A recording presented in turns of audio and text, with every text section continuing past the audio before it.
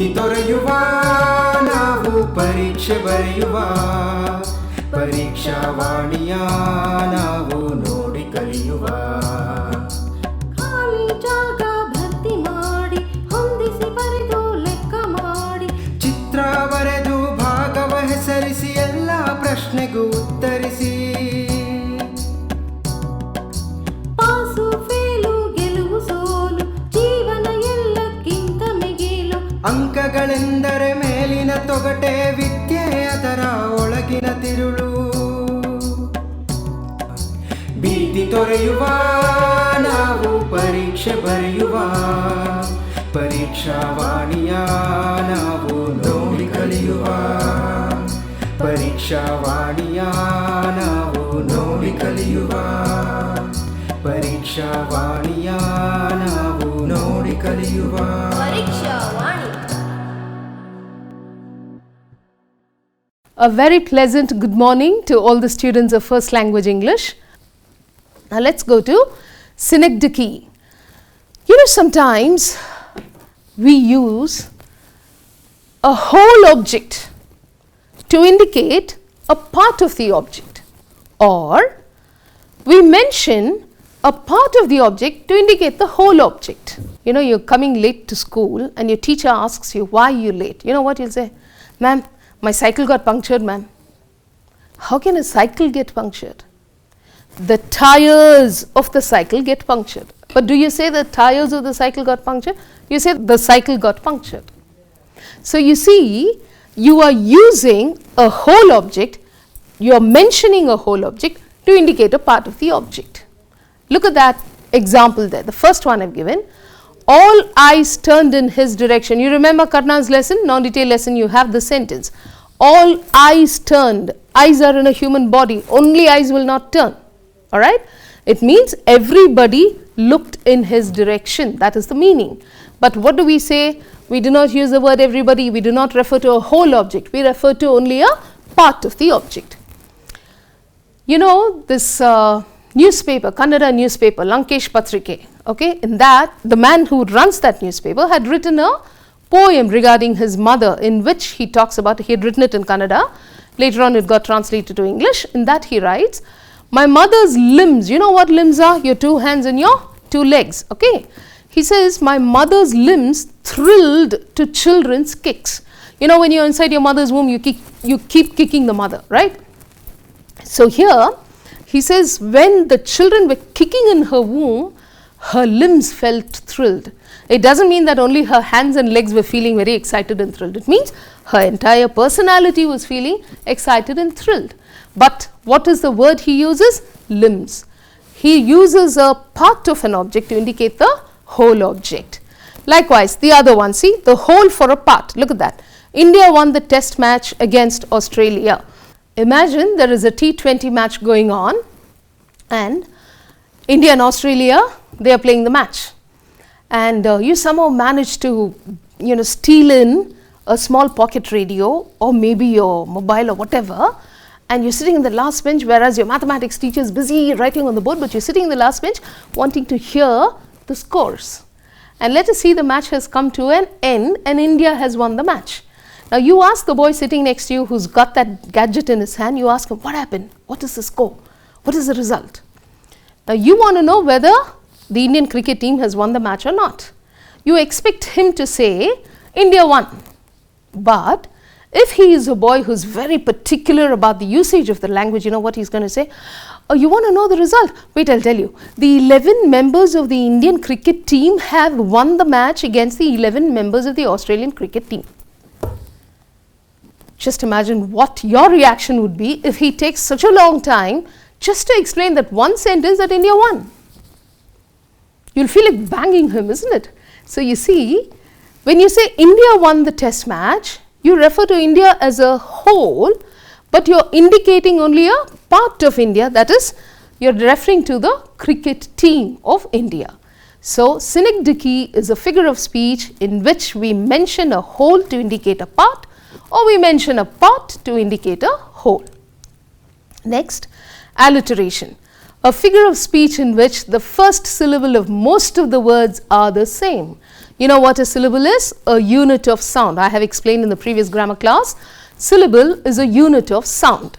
Now, when we speak a sentence, the sentence will make complete sense, yet it sounds very attractive to the listener because of the repetition of the first syllable of most of the words in that sentence. Now look at this sentence. Round the rugged rock the round ragamuffin ran. Okay? Round the rugged rock the round ragamuffin ran. R. The next one. The tired traveller turned towards the tavern. Ta. All these sentences make sense, yet they are very, very attractive to listen to. I am sure all of you have heard this alliteration about Betty. You know, very slowly if we say, it makes sense.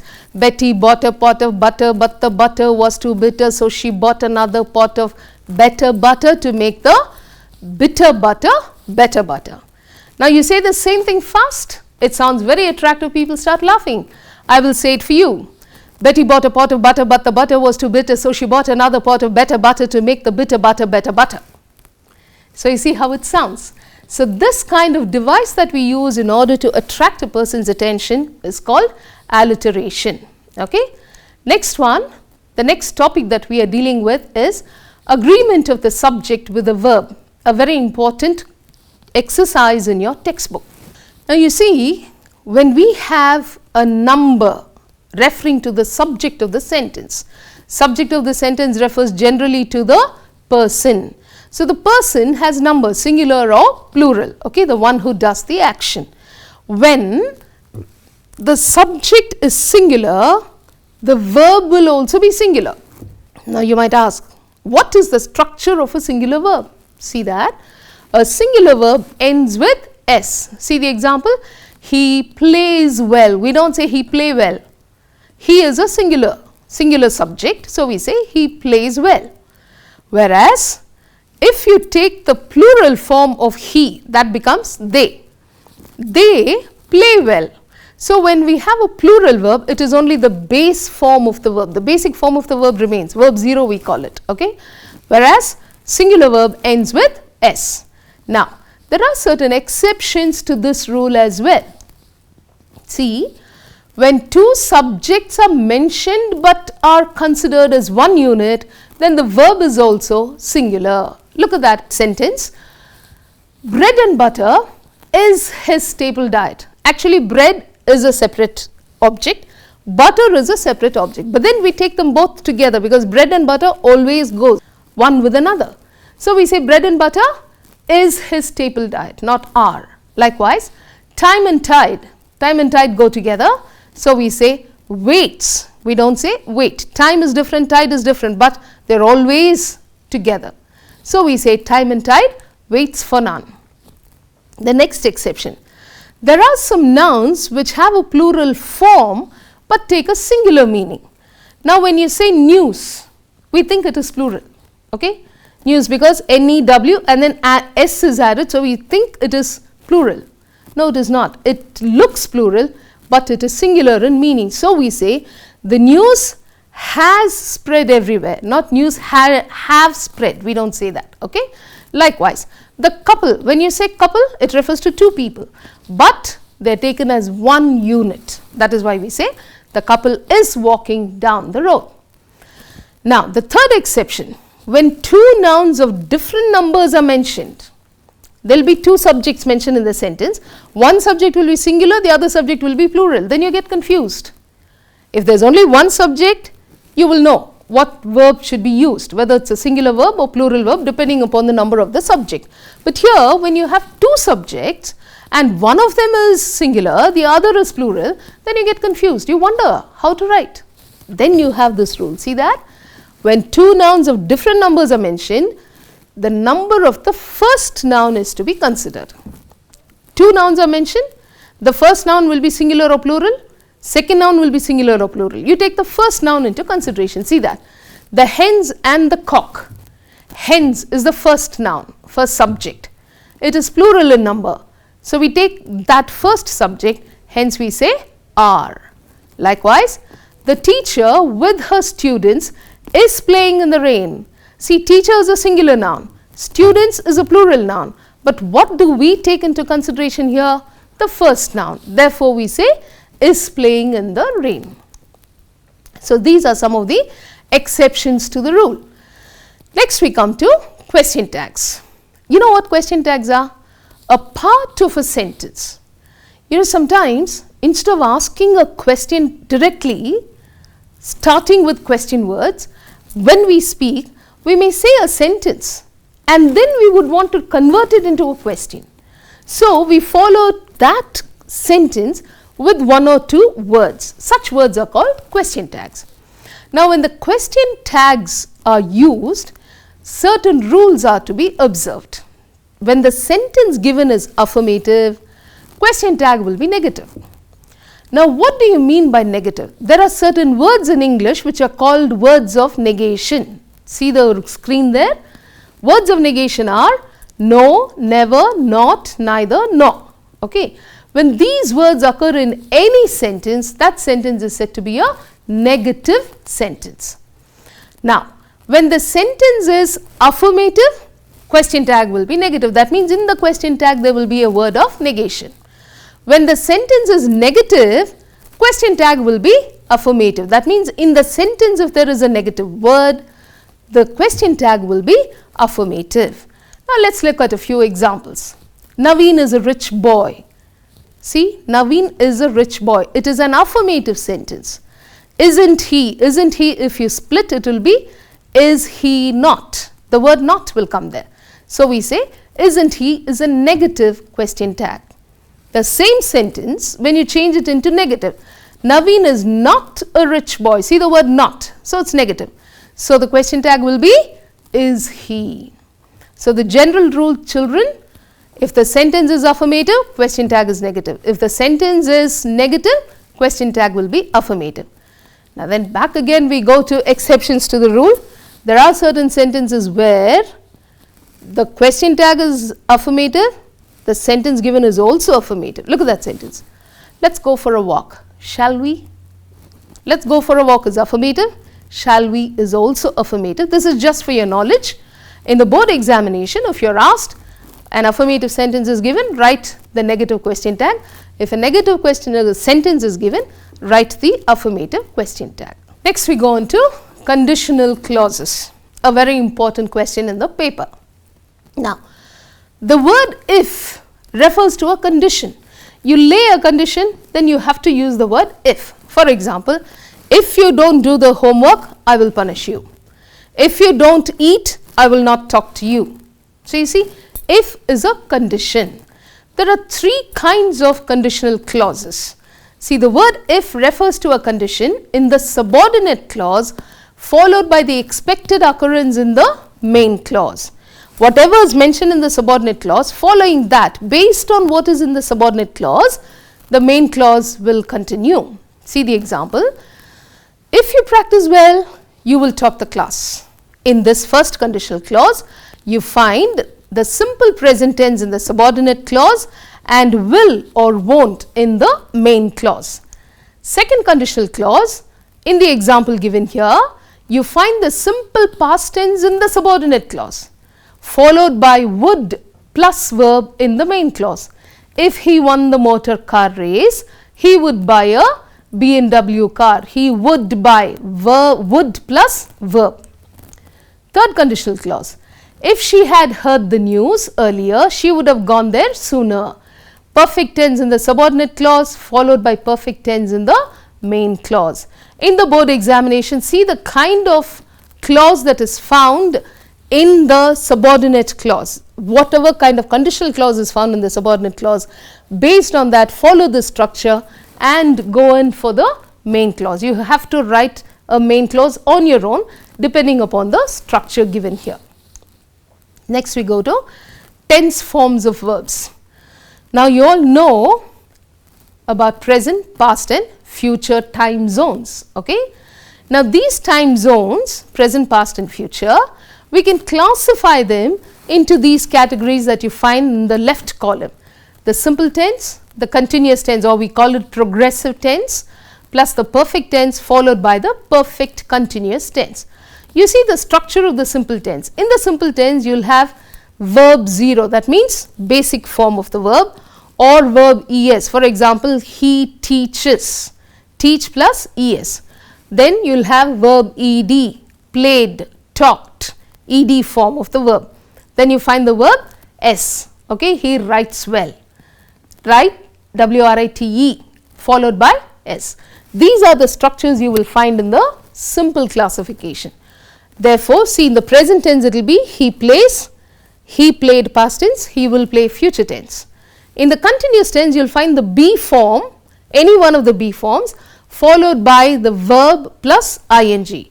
Since it is present, is playing, past was playing, future will be playing. When you come to the perfect tense, you have these three words, have, has, had, followed by verb en. En is the perfect form of the verb. That is verb followed by en form. When we say form, we do not refer to the spelling, because look at this here, he has played, ed, it ends with ed, but because the word has comes before that, it is said to be in the en form. Supposing the word was speak, then you would have written he has spoken, then you will understand it is ven form, that is verb en form. See, so we write has played present tense, had played past tense, would have played future.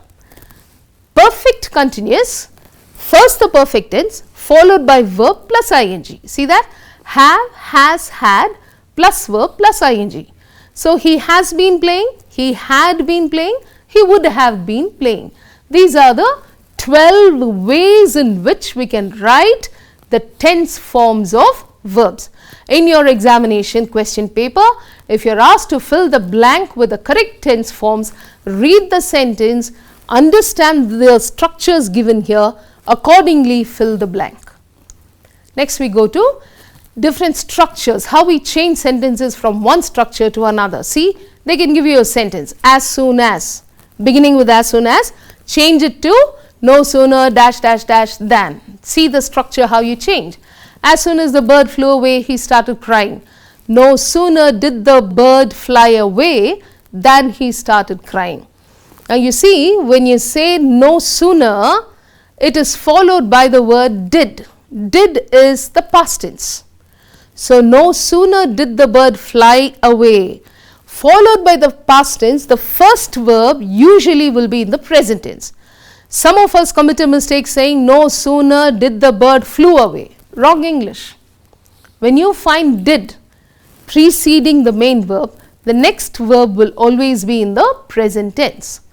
The next example, the question will be to dash dash dash to. Change it into so dash dash dash that. Look at that sentence.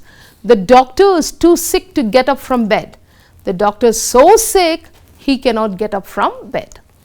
Next, combine using neither nor, either or. That is the structure we are looking at now. They do not eat well, they do not play well. Combine using neither nor. So, we combine it using they neither eat well nor play well. There are bookstores, there are grocery stores, combine using either or. There are either bookstores or grocery stores. Now, when you write either or, neither nor, it should begin just before the option given. Now, what happens is, most of us commit a mistake here. The option can be given between the two subjects of a sentence, or the two verbs in a sentence, or the two objects in a sentence. What do? Most of us, we begin with either or, whether it is the object, subject or verb in which there is an option. If the option is between the subjects, just before the subjects begin, you should use the word either or, neither nor. For example, Arun does not obey his mother, Roshan does not obey his mother. Okay? So, here the option is between Arun and Roshan, not between obeying or the word mother. So, we have to begin with neither Arun nor Roshan. That is how we have to begin. Supposing the sentence is between two verbs. Let us say, Ankita does not write well, Ankita does not speak well. Now the option is between writing and speaking. So you don't say neither Ankita. If you say neither Ankita, then who else? So we begin with Ankita neither writes nor speaks. So just before the verb. Now we go to the object of the sentence. Supposing there is a sentence, I don't like apples, I don't like oranges. Now you can't say I neither like apples nor oranges. Wrong. I neither like nor dislike should be the answer. So you should write I like neither apples nor oranges. So that is why I have given the note there at the bottom. This either or, neither nor should begin just before the option given, otherwise you do not get the correct answers. Next we go to phrasal verbs. Now let us see what phrasal verbs are. Phrasal verbs are verbs followed by prepositions. Okay, they are called phrasal verbs.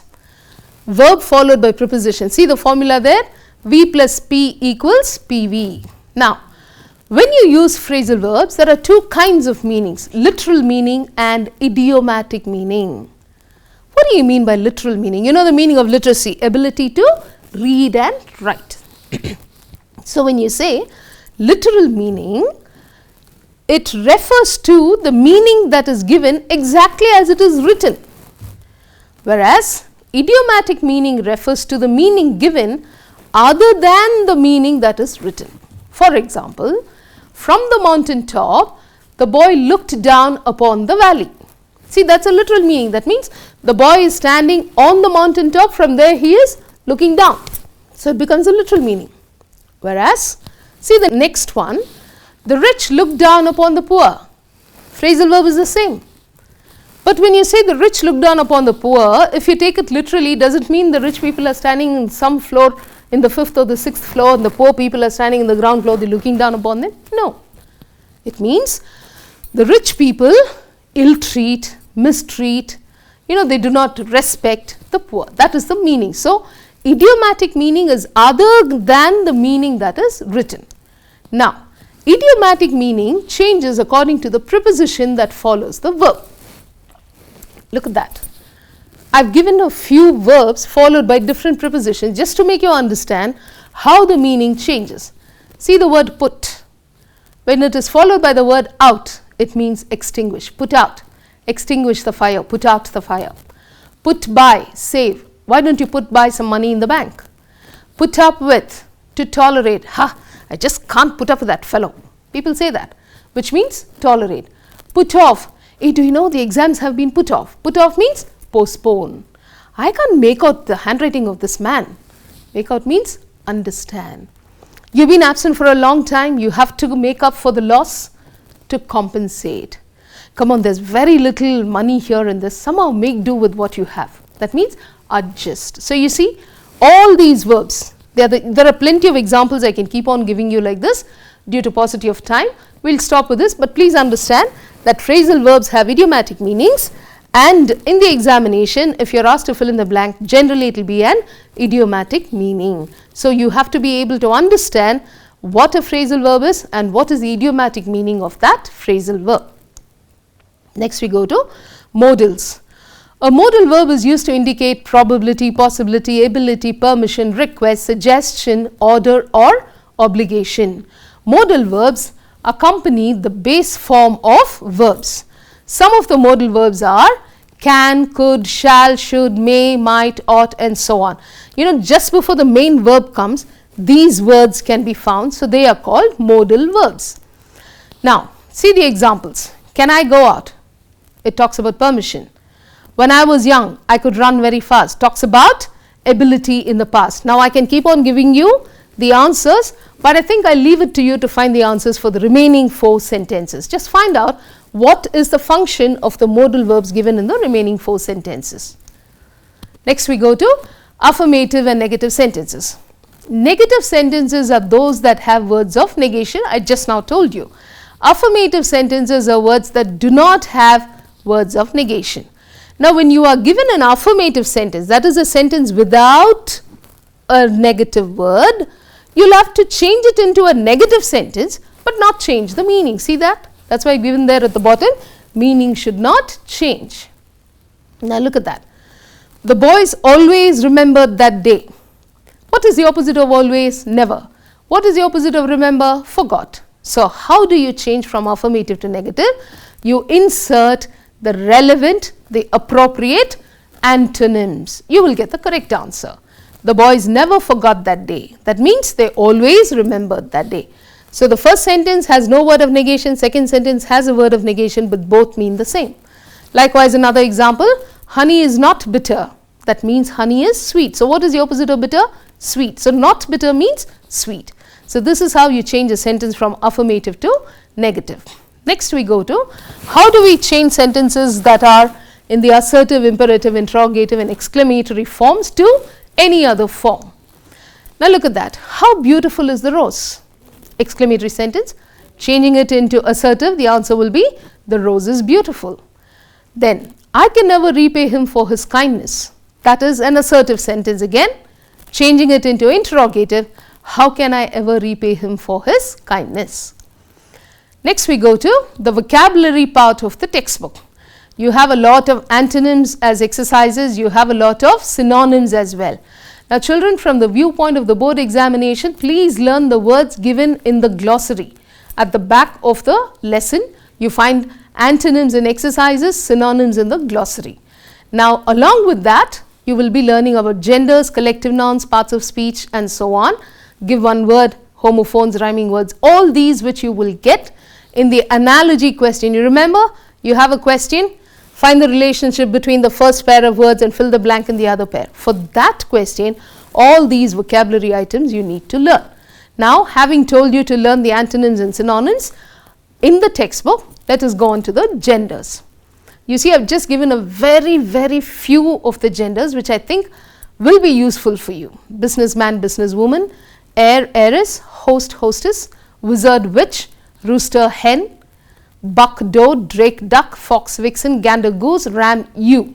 These are the masculine and feminine genders. Now, there is no guarantee that any one of these words will be asked. I just took it at random. I thought some of these words may be useful for you. So, I have given these words. You can refer to different sources and learn many other words as well. Again, collective nouns. Now, there is no hard and fast rule that you can learn only so many. There are plenty given.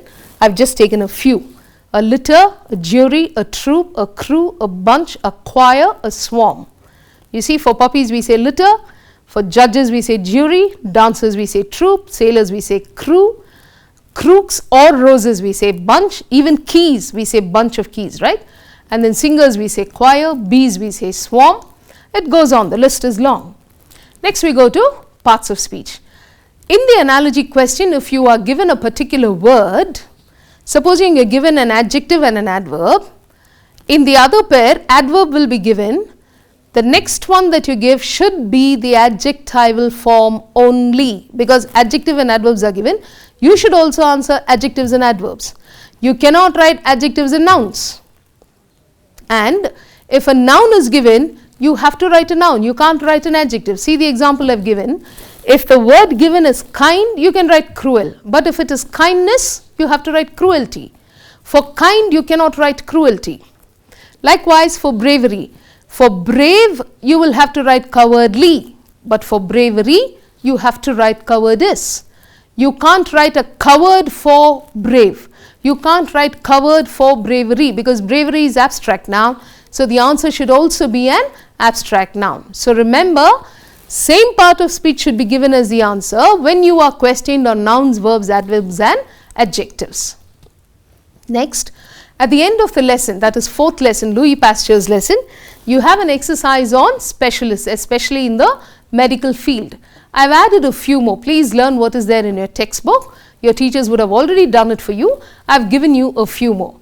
A heart specialist called a cardiologist, cancer specialist, oncologist, hormone specialist, endocrinologist, hematologist is a blood specialist, an osteopath is a full body specialist, a nephrologist is a kidney specialist, and an obstetrician is a childbirth specialist.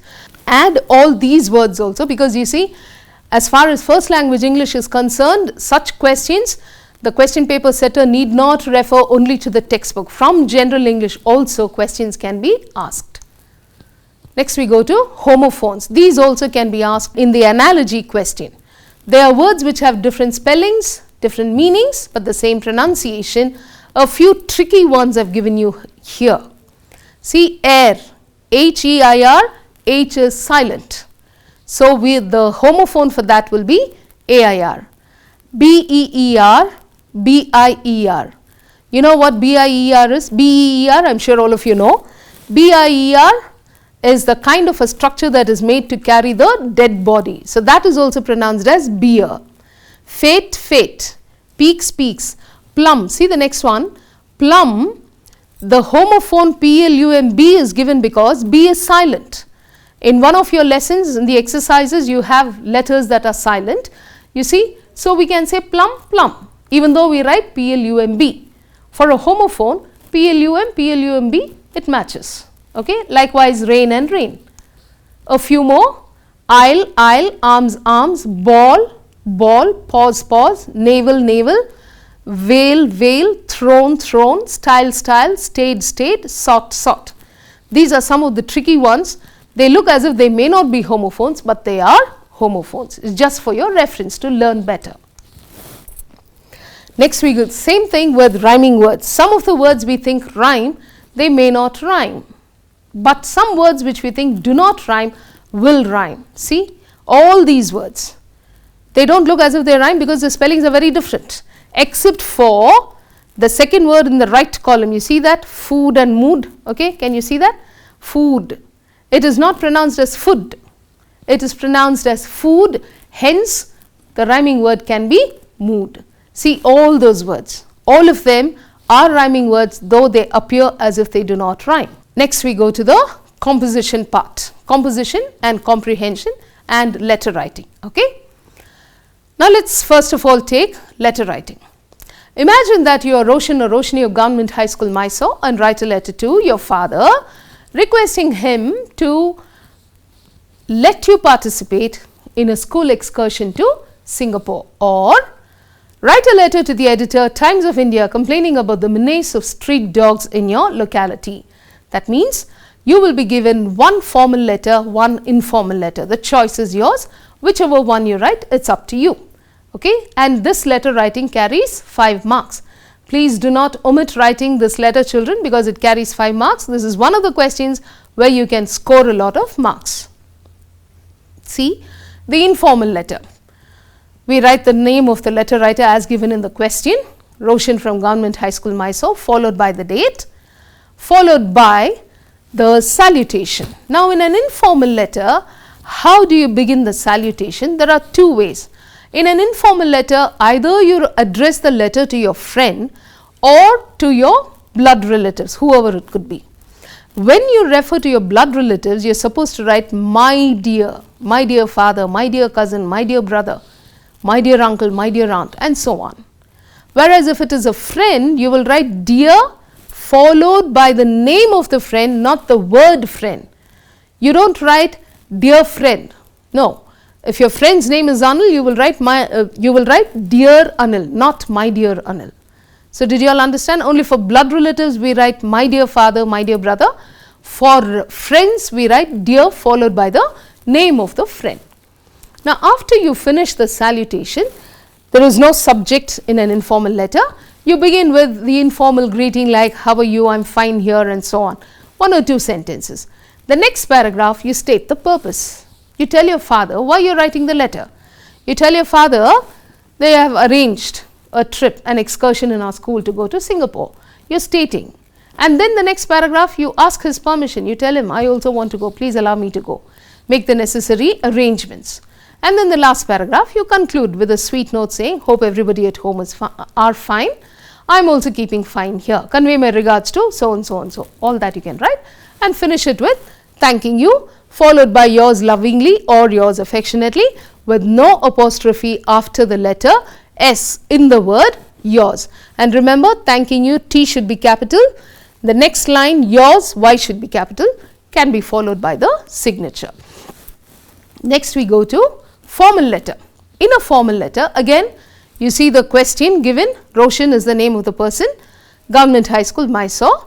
You write the date, and then when it comes to the to address, you see You know how many of you commit mistakes in the to address? Let me tell you. The editor, Times of India, it should be. Okay. Now, I am sorry, here in the screen there is a mistake. Times of India should have come at the bottom. The editor, first line, Times of India should have been at the bottom. Anyway, the first line of the to address, there are many mistakes that students commit. The first one, please take into consideration. Make a note of this, children. Before the designation, you know designation is the post held by the person. Before the designation, the must be written. Definite article, the must be there. That's the first point. Secondly, it should begin with a capital letter. Third, when you write the designation, it should be the capital letter that begins the designation. Sometimes the person to whom you address the letter, the designation may be just one word or more than one word. However many words are there in the designation, every word should begin with a capital letter. See here, there is only one word, so we write editor with a capital E. Whereas, supposing you are writing a letter to the executive engineer, then both the words executive capital E, engineer capital E. So, remember the third point is you have to begin the designation with capital letters.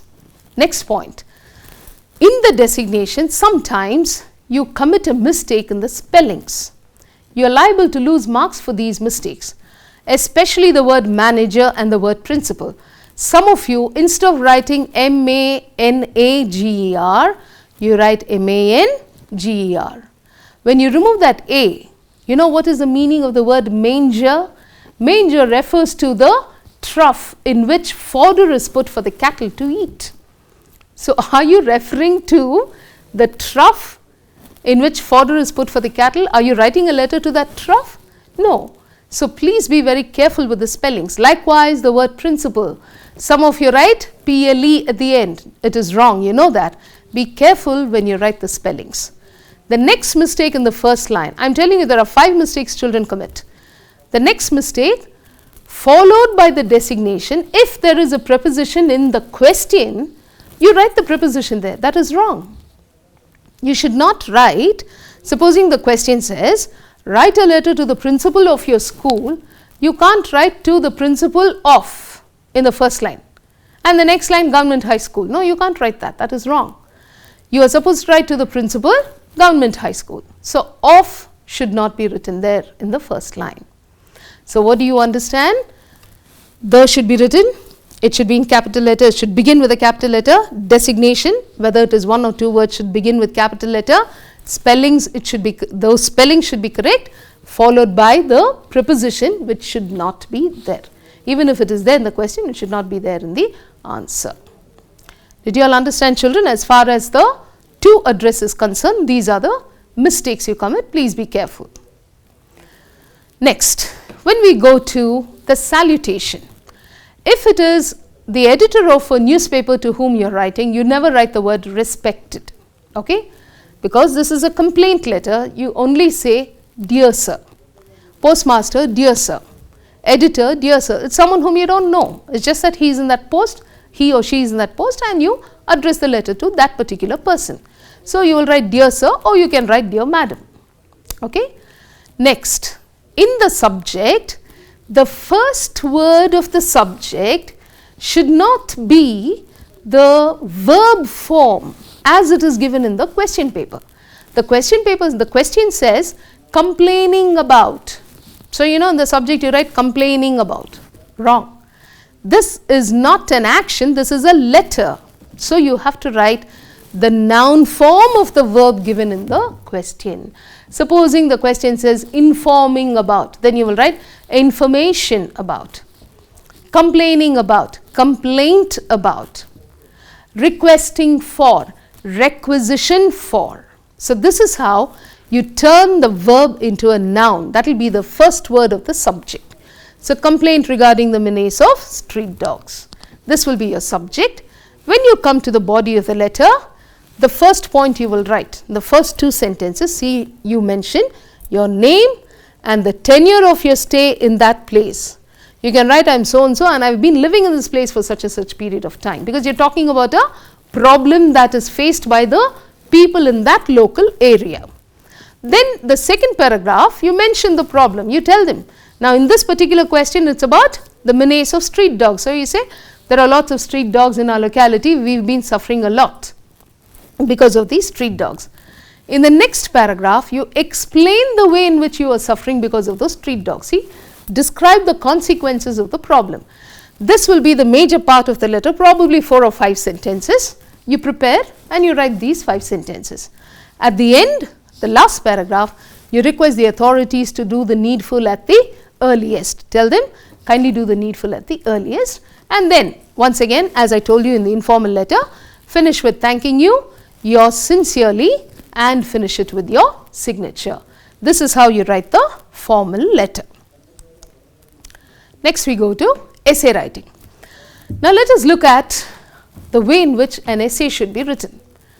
You see, the moment you choose a particular topic for an essay, try to choose a topic that has both positive and negative aspects.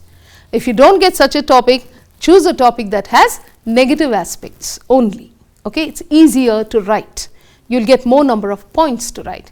See, when you choose a topic, in the first 3 lines, I'm telling you how to write an essay in about 1 sheet. Okay, the first 3 lines, write the meaning of the given topic. After that, you come to the body of the essay. The body of the essay is divided into 3 paragraphs. See, I've given there A, B and C. What do you write in the first paragraph? If it is a topic with only negative points, you write the causes for that particular topic. Why that phenomenon is occurring. Causes, 5 sentences. If it is a topic with advantages and disadvantages, write the advantages first, 5 sentences. Second paragraph, come to the consequences. If you are writing about the causes, then you write about the consequences. If you are writing about advantages, you also write about the disadvantages of the topics. For example, air pollution. There is nothing advantageous about air pollution, it is only causes and consequences. Whereas if the topic is about watching TV, advantages and disadvantages. Likewise, so 5 sentences for advantages, 5 sentences for disadvantages. When you come to the third paragraph, if it is a topic on causes and consequences, write 5 sentences on remedial measures, how to get rid of that problem. If it is a topic on advantages and disadvantages, when you write about disadvantages, write 5 sentences about how to get rid of these particular problems that you are facing. Okay? So that will become the remedial measures. Finally, you come to conclusion. Okay? In the conclusion, you will write, if these remedial measures are implemented at the earliest, then this particular problem will cease to exist. It will not continue. You can write that. That can be a conclusion for any kind of essay that you write. Next we come to comprehension passage. Now for this comprehension passage, children, give yourselves at least 10 to 15 minutes of time to answer this one question. When you come to this, read the passage at least twice, understand the summary of the passage, pick out sentences that answer the question that is asked. Simply do not keep writing from the top to the bottom, or do not write 5 sentences in the place of 1 sentence. Read it. If you are not able to find the answer, read it again and again till you are able to pinpoint which particular sentence is the answer to the question asked. That is why I have written, do not write unnecessary sentences. Set aside at least 10 to 15 minutes to answer the questions in the comprehension passage. So this is how you will be able to answer your paper. Thank you very much, children. I hope all of you do well in your board exams.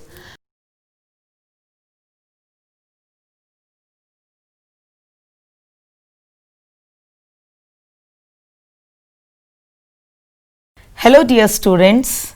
Hello dear students. I am Parveen Taj, a teacher in RV Girls High School, And Jayanagar, Bangalore. And I am Mr. Shashi Burgess, St. Claret's School, Jalahalli. Yes, today we are here to discuss the question paper design and also to solve a model question paper. Yeah, as you already know, the question paper is for 100 marks with totally 25 questions. MCQ and analogy together we ask for 10 marks. Very short answer 7 questions, short answer, that is 2 mark questions, there are 10 questions. Long answer 3 mark questions for 33 marks. Long answer 2 4 marks for 20 marks. Long answer 3 5 mark questions, 2 questions, totally 45 questions and 100 marks. Now when we talk about the content, I want Varghese to tell about that. Yes. For the prose, we have 30 marks. For the poetry, we have 30 marks and supplementary 7 marks. So total of 67 marks. Now when we come to vocabulary, comprehension and composition, totally 33 marks. The question paper starts with 1 mark, that is MCQ 6 questions, analogy 4 questions, third main is rewrite as directed, again 1 mark. I have taken 6th main here because it is about grammar and vocabulary. So totally 19 marks. Now can you just explain them about the areas covered in grammar and vocabulary? Yes. The grammar topics are question tag, parts of speech, verbs, prepositions, conjunctions. Yes, these words, prepositions, articles and conjunctions usually appear in MCQ. Yes. Yeah. Then we have phrases and idioms, genders, numbers, collective nouns, and these gender, number, collective nouns usually appear in analogy. That's right. Then we have figure of speech. The other areas are antonyms and synonyms, homophones, prefixes and suffixes. These also occur either in MCQ or in analogy. There may be a punctuation of a question for 1 mark, then verb forms, modals as language functions, clauses and types may be asked in the MCQ, and we have if clauses of condition and framing a question. There are questions rewrite as directed or MCQ, use of structures like using a sentence or combining a sentence with to and to, so that not, no sooner than, as soon as, not only but also, either or, neither nor, the sentence that begins with hardly, besides, seldom, both and. So one or 2 or 3 may be taken from this group of use of structures. Now coming to transformation of sentences, Varghese will tell it. The transformation of sentences contains active to passive or vice versa. That's right. Degrees of comparison, 1 degree will be given. Suppose positive degree is given, then you will have to write the comparative degree and the superlative degree. Then we have simple, complex and compound. How do they come? They come in the form of transformation of sentences. I think it's for 2 mark question. One sentence will be given. If it is simple is given, they'll ask you to change it to complex or compound. So any one will be given and you will have to write the other 2. So it contains 2 marks. Then you have assertive to exclamatory or vice versa, negative to positive, assertive to interrogative, direct to reported speech or indirect speech. So those were the areas that were covered under grammar and vocabulary. Now coming to textual questions. The textual question starts from 4th main. So we have 4 1 mark questions which are called as very short answer. 3 questions from prose and 1 from poetry will be given. In the 5th main, 2 to 3 sentence questions, there will be 7. 2 from prose, 3 from poetry and 2 from supplementary. Now coming to 7th main, long answer 1, 2 from prose, there will be a choice for 1 question from prose, 3 questions from poetry and 1 from supplementary reading. And 8th main is reference to context. If there are 3 from prose, then it will be 2 from poetry. If there are 2 from prose, then 3 from poetry. Now coming to 9th main, it is quote from memory.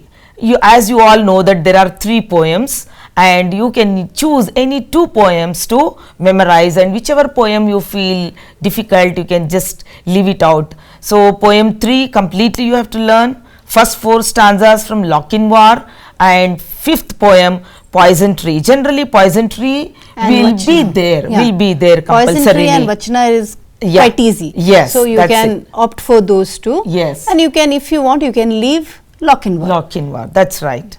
Now the 10th main is 8 to 10 sentences question LA2.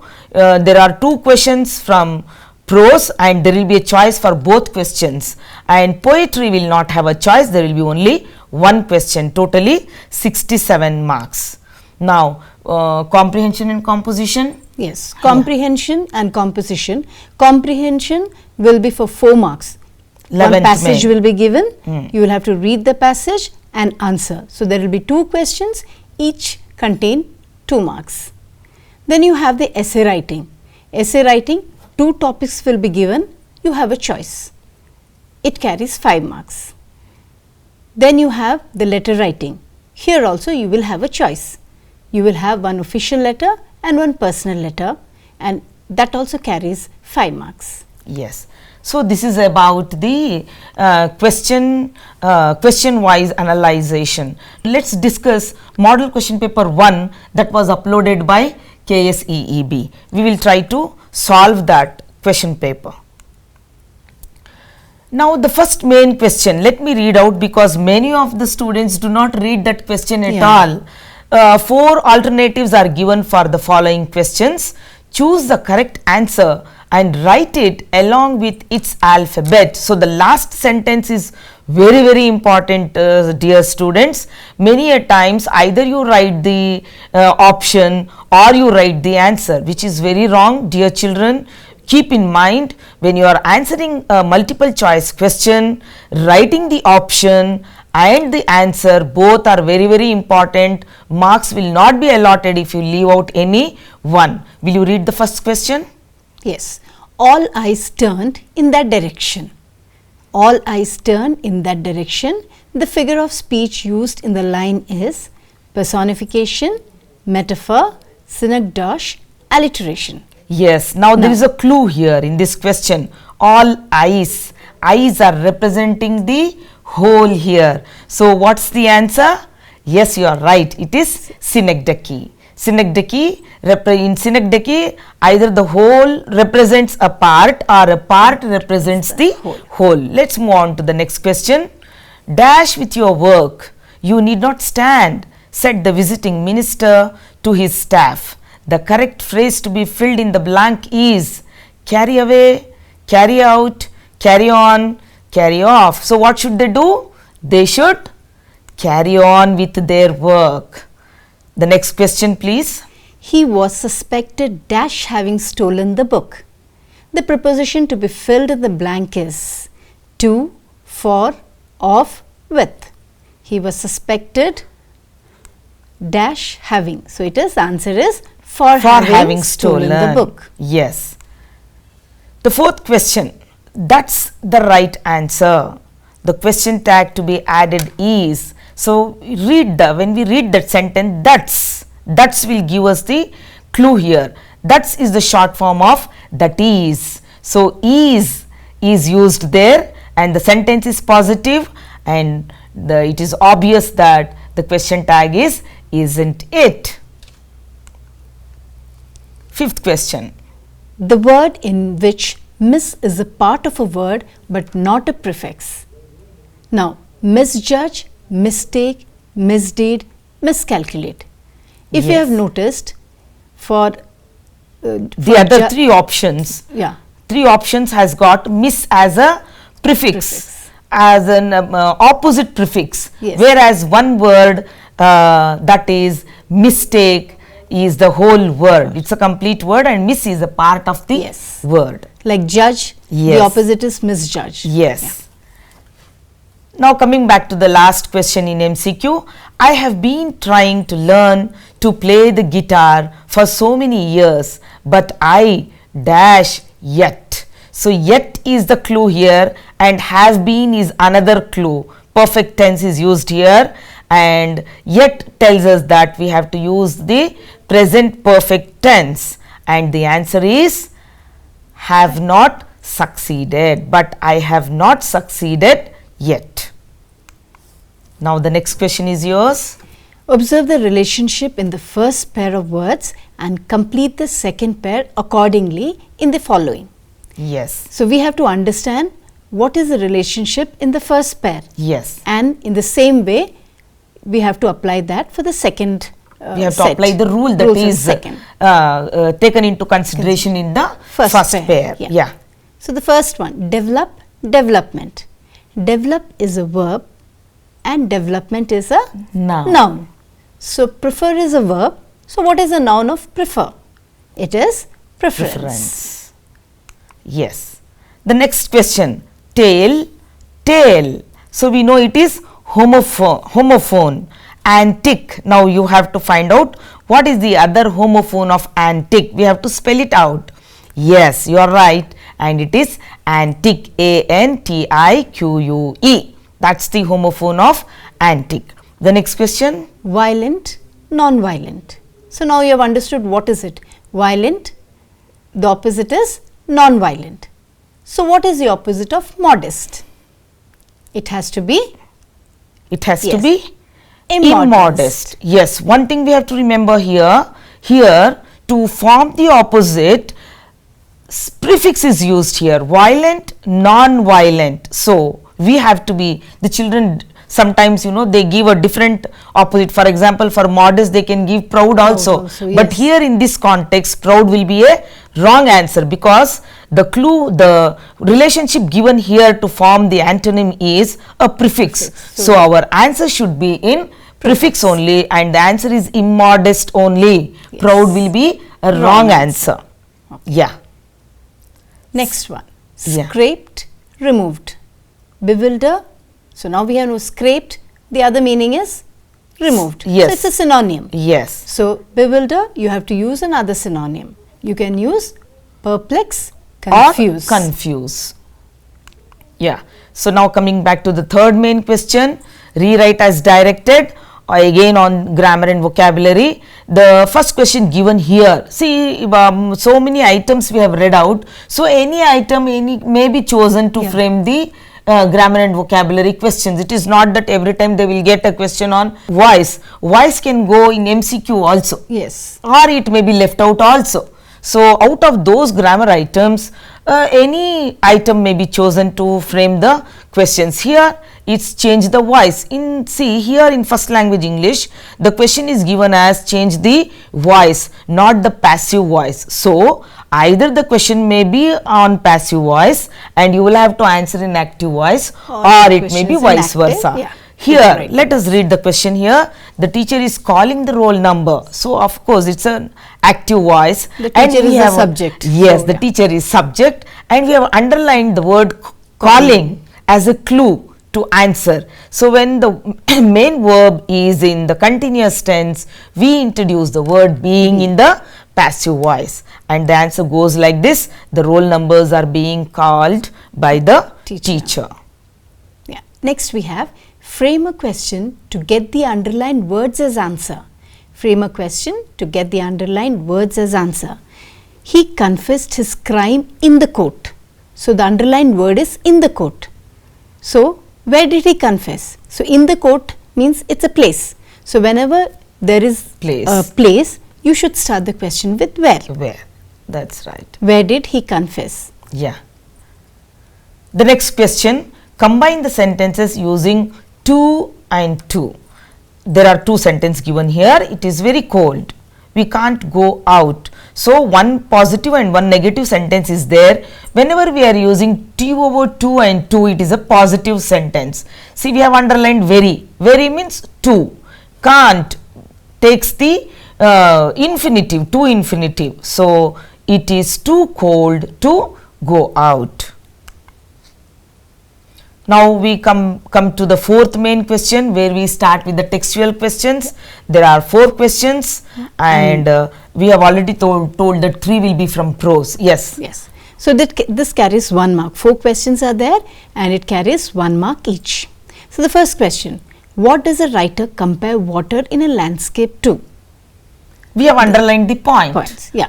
To And- human eyes. Yeah. That it's, should be it's written taken here. from the elixir of life. Yes. And the writer compares water in a landscape to human eyes. Yes. Yeah. One thing why we have to remember that the children should write the answer in a complete sentence. Yeah. We have underlined the point. They can, why we have underlined point is they can keep a pencil in their hand and underline the point. That attracts the evaluator. Yes, yeah. As soon as the evaluator sees the point, they will get the marks. If you're very But- sure of the answer, Yes. underline Yes. the main points. Yes, but they have to write the answer in full sentence. sentence, yes. And one more thing I would like to remind the students here. See, 4th main, 14th question. This is very important. Whenever they are writing an answer, they have to write the main question which is given in the question paper and the sub question which is there in the question paper. Yes. They cannot say fourth main, first question, one, yeah. second question, they cannot say. They have to copy Mention the the question same number, question number. from the question paper. That's Yes. very, very important, children. Whenever you are writing your tests or examination, you have to practice writing, giving the same number from your question paper. That I just could remember that I just Yeah, told that's that. very true. Yeah. Yeah. Now 15th question. Who are the two teams of the village cricket match? Very interesting lesson. So we know that the two teams were from England and men from Scotland. They all of them belong to a village. They were the resident of the village Fordendam.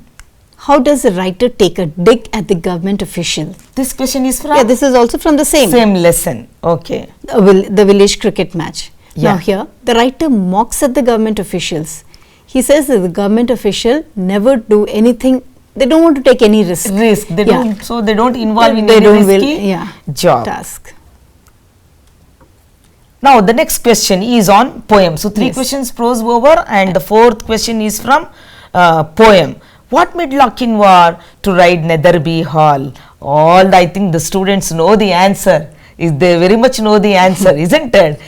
Because the girl who loved Lochinvar was getting married to someone else, and he wanted to get her for himself. Now we come back to the next main question, fifth main. Answer the following questions in 2 to 3 sentences. There are 7 questions and 2 marks, and the question number is 18. Describe the horror that Anne Frank witnessed one day in her concentration camp. Many students love this lesson very much because it is a lesson about a girl of their own age, a very special girl indeed. One day Anne Frank saw hundreds of Hungarian Jewish children standing naked in freezing rain. Very touchy lesson, very disturbing lesson when we read some of the points from this lesson.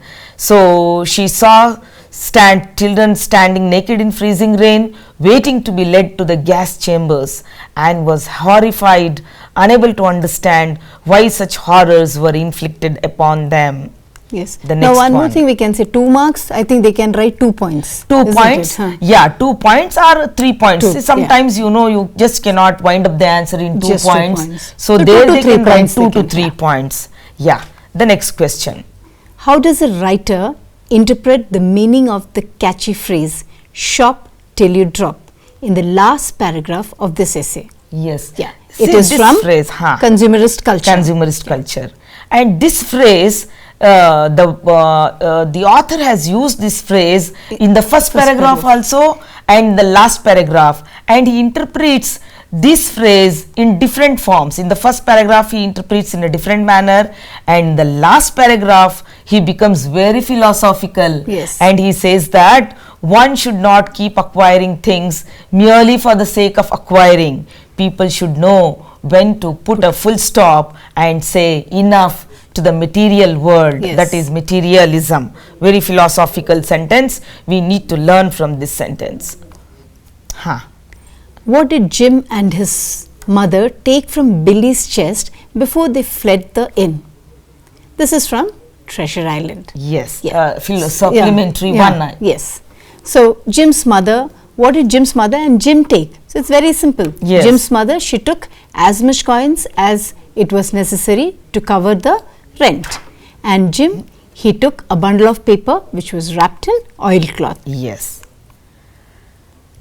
Yes, next is, why did Ulysses and his party land on the strange looking island? We know that they landed to that island to explore, to see what sort of people dwelt there, whether they were hospitable and friendly to strangers or otherwise. The next question. What 2 ways of handling anger are mentioned in the poem Poison Tree? Very simple. Yeah. In this poem, we Points. can see that the poet is handling 2 situations. Yes. In the first situation, he is angry with his friend, and he tells the anger, and the anger gets subsided. But in the second situation, he is angry with his enemy. He And does not doesn't tell express it. And you know, when you Don't bottle up express, yeah. anger, it grows and Grows, leaps and bounds, bounds. which destroyed his enemy in the end. Now, how is autumn season characterized in Sonnet 73? Okay, so here very beautifully the poet describes the autumn season. He says that the trees shed leaves and the few remaining ones also have yellowed and dried. The days are breezy and windy, the birds have migrated to warmer places, and the leafless and the bare trees also look further bare without the birds roosting on them. 24th question. I press for this sad recompense, says Drona. If it was a sad recompense, why did he demand it? The answer is, Drona wanted to keep up his promise that there would be none better than Arjuna in the archery in the world. So, he demanded the right hand thumb of Bhattu, which would have made Bhattu unable to practice his archery, and naturally Arjuna would be the best archer in the world. The next main question is rewrite as directed for 2 marks. 2 marks. Yeah. So, give the other 2 degrees of comparison. See, the question is, Delhi is one of the biggest cities in India. One of the biggest cities, that means there are other cities also. So, when you see in a sentence one of the biggest, Yeah. immediately start the positive degree with very few. Yeah. Very few cities in India are as big as Delhi. And when you start the positive degree with very few, remember that in comparative degree it will be bigger than most other. So you have to Yes. remember the keywords, very few in positive degree, Right. and most other in the comparative degree. Yeah. Now the next is change into reported speech.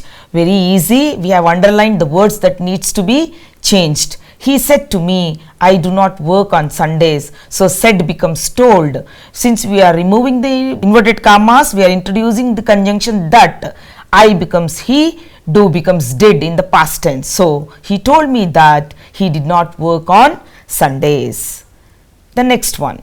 Change the sentence into compound and a complex sentence. He was given a medal for saving the life of a girl. See, in this sentence there is no conjunction. So a sentence which has no conjunction is a simple sentence. Yeah. Now you have to change it into complex sentence. So complex sentence should start with a subordinating conjunction or Yeah. a subordinating clause. Yeah. So here it starts with Either as or or since, since. both Yeah. they can use. Yeah. As he saved the life of a girl, he was given a medal, or since he saved the life of a girl, he was given a medal. That's right. Yeah. Now the compound sentence. He saved the life of a girl, so he was given a medal, or therefore he was given a medal. So yes. compound sentences will always have coordinating conjunctions. To join 2 or 3 sentences. Yeah. Now coming to 6th main, answer the following questions in 5 to 6 sentences each. So there are 6 questions and 18 marks. Question number is 28. Here, explain the details about the girl as imagined by the narrator in the train. So I have underlined the points for you. See, we cannot read out all the answers. We will just read out the points for you. The girl wore slippers. He imagined that the girl wore slippers from the way they slapped against her heels. He liked the sound of her slippers. He liked the sound of her voice and felt that her voice had the sparkle of a mountain stream. He remarked that she had an interesting face. He felt that the perfume from her hair was tantalizing and it lingered in the place where she stood in the compartment before getting down from the train. I hope, children, you are sitting with the pen and the pencil and you are making some notes. Concentrate on the points that we have underlined. Yes, the next question. Describe the incident that made Parsurama realize that Karna was not a Brahmana. You know the story. Yeah. Yeah. It is very clear that one day when Parsurama was sleeping on the lap of Karna, a worm burrowed in Karna's thighs, causing him a lot of pain. But he did not move because he did not want to disturb his guru. But when Parsurama woke up, he saw him bleeding profusely. He realized that only a Kshatriya can bear so much of pain. Yeah. Yeah. Now Basavanna expresses his devotion to Lord Shiva. You know that it's a beautiful, simple, short poem from which they may get a question also, or it is for memorization also. So just memorizing the poem also will help them to write the answer. So here the Basavanna prays to Lord Shiva, the Kudala Sangama Deva, and laments that the rich are able to build temples for the Lord, while he, a poor man, is unable to do so. So he offers his whole body as the temple, and he says that his legs are pillars, his body is the shrine, and his head is the cupola of gold, and he asks the god to reside in his body temple, and he says that stationary things are perishable and the soul only reaches the god. Describe the scene as the poet began rowing the boat. This is taken from the stolen boat. Yeah. So this also you can, the Points we points have are written, mentioned yeah. here. Yeah. So So, they as the can- poet was rowing, Yeah. he heard the mountains echo. Yeah. He left the boat. The boat was leaving left the circles. Yeah. glittering in the moon. Yes. And he saw nothing but the stars and the grey sky. He fixed his view upon the craggy ridge that was the horizon's utmost boundary. Yeah. Yeah, and he compares the boat, Boat to an elfin pinnace, and Which was moving like a swan. Yeah, there is the use of similes there. Yes. Yeah. The horizon was bound with a huge peak which loomed black and huge. This starts disturbing him actually. He feels as if it seemed to uprear its head and grow in stature with every stroke of the oar that the poet struck into water. He felt as if it is towering up between him and the stars. So now the next question is, how has John Masefield expressed his guilt as well as his gratitude towards his mother? So this is the 10th poem where the poet is paying his gratitude to his mother as well as showing his guilt for not able to do anything for her because she died when he was very small child. He talks about the gender inequality also, and he feels guilty that being a man he is not able to do anything in the society to wipe out this gender inequality. So he not only talks Yeah. about his mother, but women in general. Yeah. So the next question, describe how the 70th birthday of Louis Pasteur was celebrated. Yeah. On Louis Pasteur's 70th birthday, the celebration was just like a national festival, and he was honored in his old age. Now there was a meeting, a crowd meeting in the Great Hall of the University of Paris, And all the scientists of all the nations had gathered yeah. there. And since he was unable to speak, his speech was read out to his the audience by his son. In the speech he addressed to the young, reminding of their duties as students and citizens, and finally as a human being for the welfare of humankind. So there is a choice for this Yeah. question. Okay. The choice is, describe how the girl of silent torrent scanned the painted pot at home secretly. So when the idle man completed painting the picture and gave it to the girl, what did she do? She silently took it to her house, and at home she held it in the light with inquisitive eyes and scanned the painting thoroughly. Again at night, she got out of the bed. She was so much overtaken by the beautiful painting. She lit a lamp and observed it again in silence. She turned the picture round and scanned it again. For the first time in her life, she spent her time in observing or doing something that had no meaning and No purpose.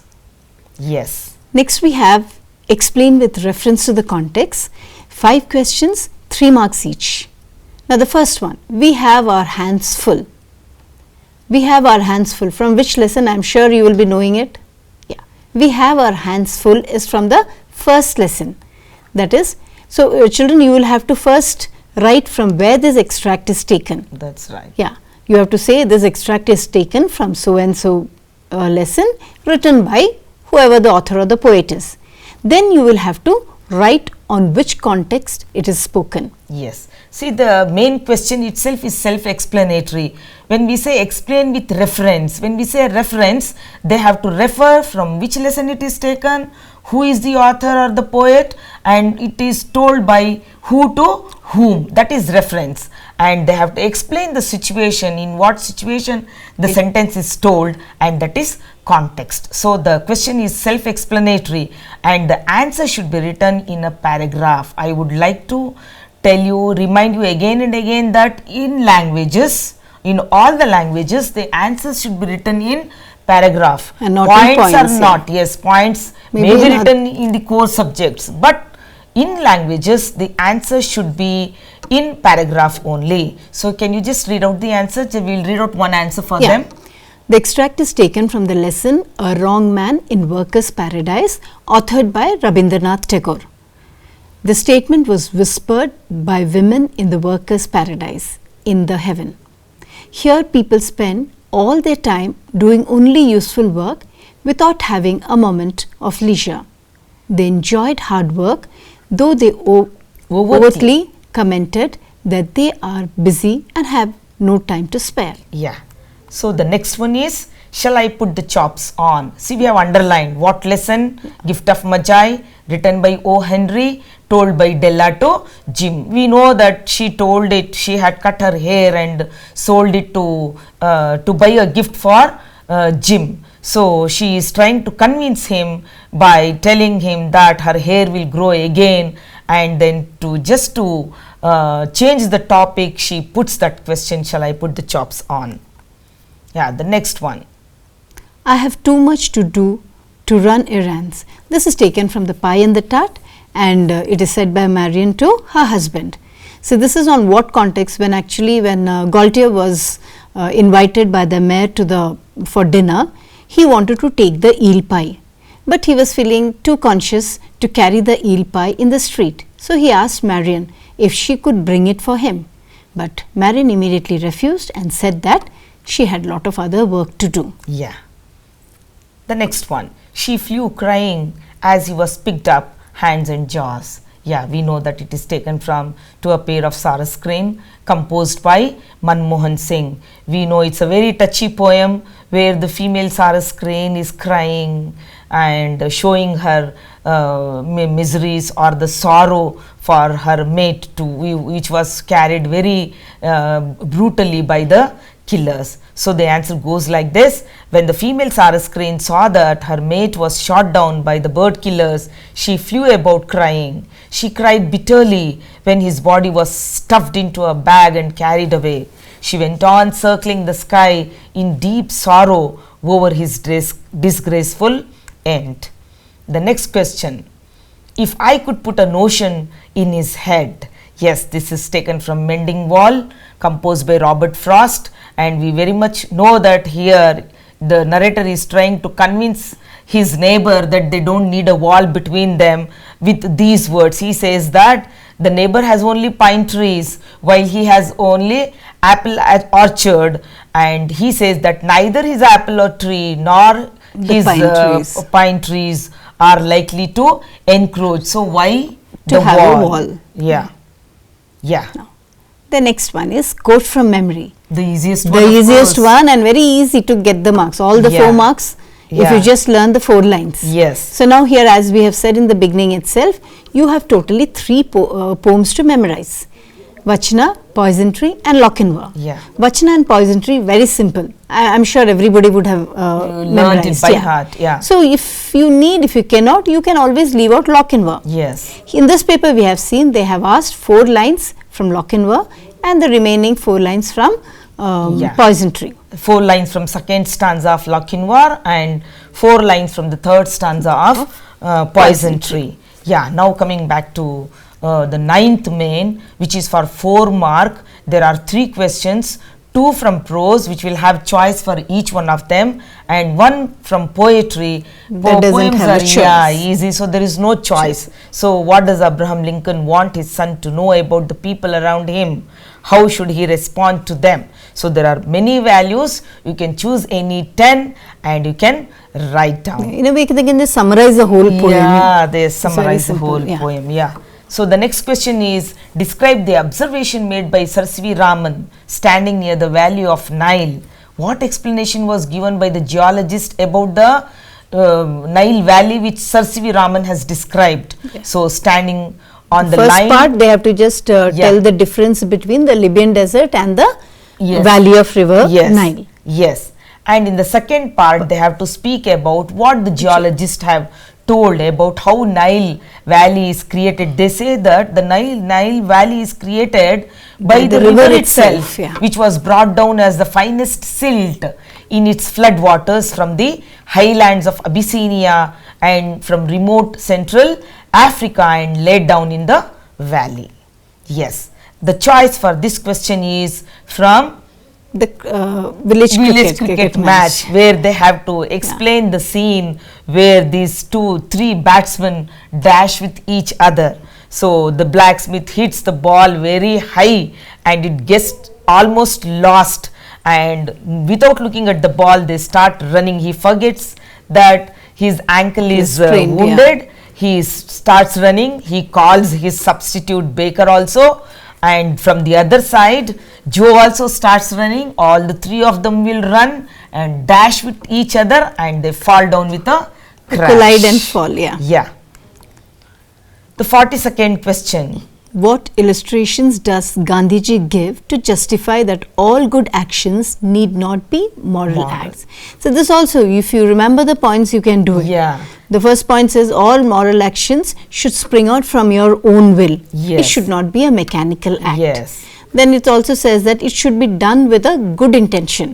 They have given the example of the person who feeds the poor. It should be done with a good intention.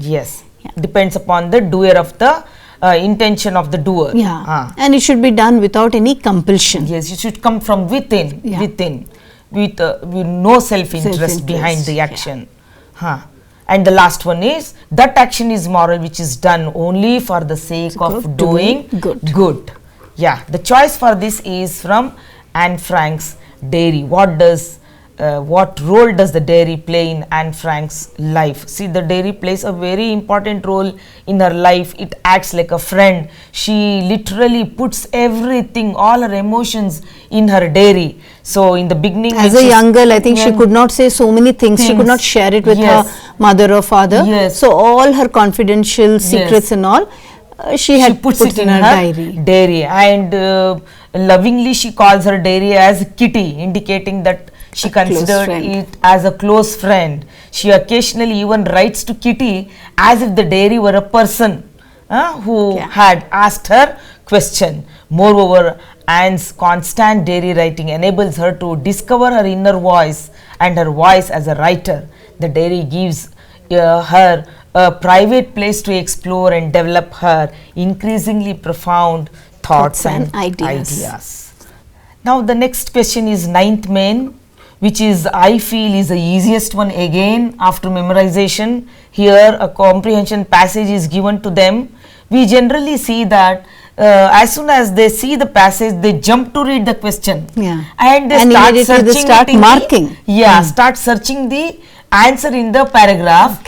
Sometimes the same point is repeated 2 to 3 times in the passage and they will select the wrong point. So that's very wrong. We would like to tell you, children, that you have to read the comprehension passage. We have given it for you to enjoy a small paragraph or a story or something, a very interesting passage we give you. You have to read the passage at least twice. That is what I would like to suggest you. You can see it as an experiment. First time they can read to understand what it is. It can be a story, it can be essay, it can be an article, it can be anything. So first they can read it just to understand.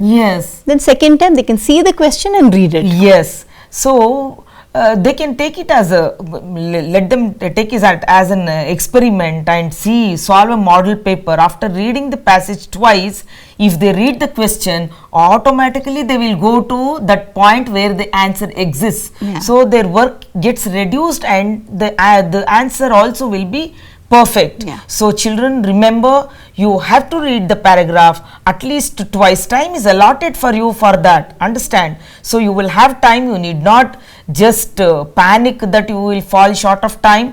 please read the passage twice, then read the question and then answer the question. So there are two questions here. It's a very interesting passage on humor. What is the role of humor in our life? So how does humor help in a society? One who has humor can sail through any conflict. See, if you have a humorous nature, you will win the heart of people just through your talks. So humor is a buffer that saves us from humiliation. Humor brings everyone together while humiliation tears them apart. In a society torn with humiliation and insult, humor is like a breath of fresh air. Humor should be coupled with care and concern. Humor can keep the spirit high. So this is very important. That's why I just felt like reading it. How can sense of humor be developed? Humor can be cultivated by taking life not too seriously and having a sense of belonging with everybody. We should accept everyone, isn't it? Including those who are not friendly. Practicing yoga and meditation, having unshakable faith in the divine and in the laws of karma. Whatever I sow, so shall I reap. So I should believe in the karma. Yes, the next one. Next we have the 10th main, the 44th question. Write an essay of about 18 to 20 sentences on any one of the given topics. So two topics will be given and you will have to choose any one. Any one of their choice. Yeah, and it contains 5 marks. Yes. Yeah. While writing essay, we have to keep in mind that the essay should have a short introduction. You need not write introduction, detail and some you need not give the subheadings there, but any topic you start with. For example, if there is a topic on pollution, you can just, what is pollution, how many types of pollution, then concentrate on what type of pollution is asked for you. Here the question is gender discrimination, a challenge to the social justice. So gender discrimination, what do you mean by gender discrimination?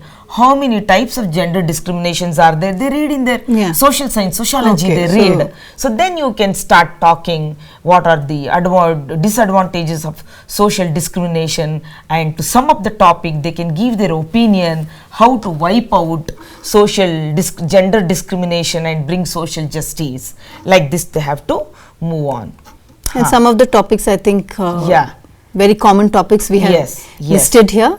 You can get prepared with all these topics. Like for mass media, you can get any essay write about computers, internet, newspaper, cell phone, and about social problems like corruption, child labor, population explosion, globalization, women empowerment, etc. And something with environment like Swachh Bharat, pollution, causes and prevention, importance of forest, ban on plastic, etc. Sometimes they can also ask you biographies like Abdul Kalam, Mother Teresa, etc. Some 2-3 years back they had asked about Abdul Kalam and Mother Teresa. That's why we have put it in our PowerPoint. Yeah, the last question. Yeah, the last question is about a letter. You will be given a choice. You have a letter, it can be an official letter and a choice with an official letter and a personal letter. And it's very important for them to read the questions because the question contains from address and to address. Now imagine you are Soumya or Sunil studying in government high school, Peenya, Bangalore. This is the from address. They are not supposed to write any address they want. They have to write this. So the information is available in the question paper itself. So they have to see that they are writing that only as from address. Write a letter to your father requesting him to send you. Now to whom the letter has to be written is father. So write the letter to father in the form of, it's a personal letter. Now let's see the official letter. Now from this year onwards, both letters will have different from address. Okay. Yeah. Last in the previous question papers, there was only one imagination. Here for 2 letters, you have to imagine as 2 people.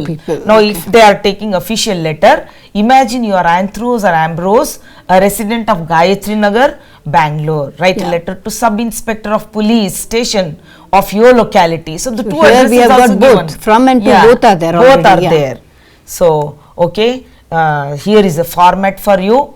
When you are writing a personal letter, You are going to write a sender's address, a short sender's address. You need not write your name here. Since we are writing to our friend or a relative, we need not write our name. So a short sender's address, maybe you can write name of a place and the date. Salutation. Salutation means how you are addressing the person. Then you will write the information which you are asked to write. Subscription. Personal letter, I think always let them take the salutation as dear only. Yes, dear only, followed by the name or the name of the relationship. Yeah. Then they will write body of the letter. Subscription, they can write yours lovingly or affectionately, and in superscription they have to write the name. Which name? Which is in the given question. in the from address, which is given in the question. Then you will write the receiver's name and address. That's you have to imagine in case of personal letter. Yeah. In case of official letter, they have to let the letter be on the left Yeah, both the letters, yes, personal, left yeah. alignment itself. Full from address they have to write in case of formal letter. But do followed they by have date. to write the word from? From is not required. Not necessary. Give a space, double space, then write the date, give again a space, and then write the receiver's address, which is already given there in the question. Then salutation, you can just say, if you are writing to a stranger, you can say sir or madam, and if you are writing it to your teachers or people in the school or somebody, respected. Then subject, they have to write the reason of writing letter. If it's a leave letter, they will write leave letter. Formal letter always you have to write the subject. If it's a complaint letter, they can say complaint letter, then body of the letter, and in subscription, yours sincerely, followed by superscription, again the name which is given in the question paper. God bless you and thank you.